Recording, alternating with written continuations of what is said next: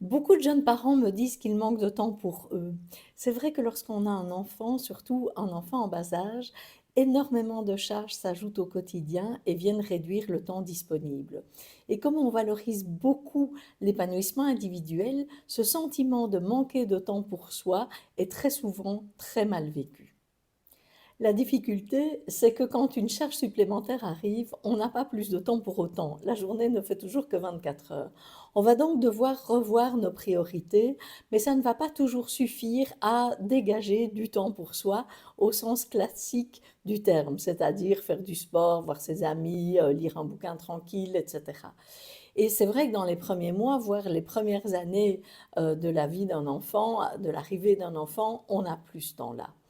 On se dit alors qu'on n'a plus de temps pour soi et le ressenti est très négatif. On en souffre parce qu'on nous apprend depuis toujours que pour être épanoui, il faut prendre du temps pour soi. Alors comme je n'ai pas une baguette magique pour rajouter 2 heures à ces jeunes parents, à la journée de 24 heures de ces jeunes parents, je propose une autre façon d'envisager les choses.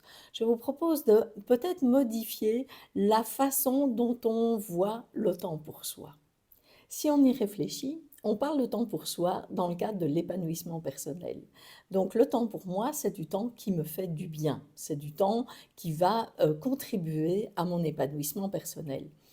Mais est-ce que ça signifie pour autant que le temps pour moi doit ne me profiter qu'à moi seul?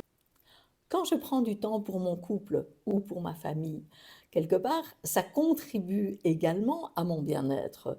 Ça leur profite, c'est clair, mais ça me profite aussi. C'est pour mon bien-être que j'ai envie d'avoir un couple qui fonctionne, une famille épanouie.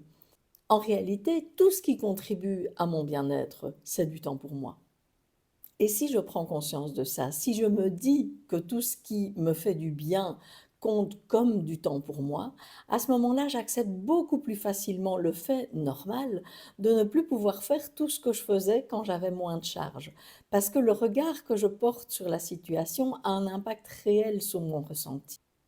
Donc, je vous propose simplement de réfléchir à ce que vous mettez dans le temps pour soi.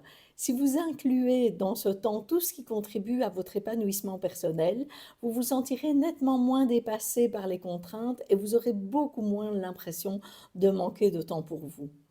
Si je pense que je n'ai pas de temps pour moi, je vais me sentir mal.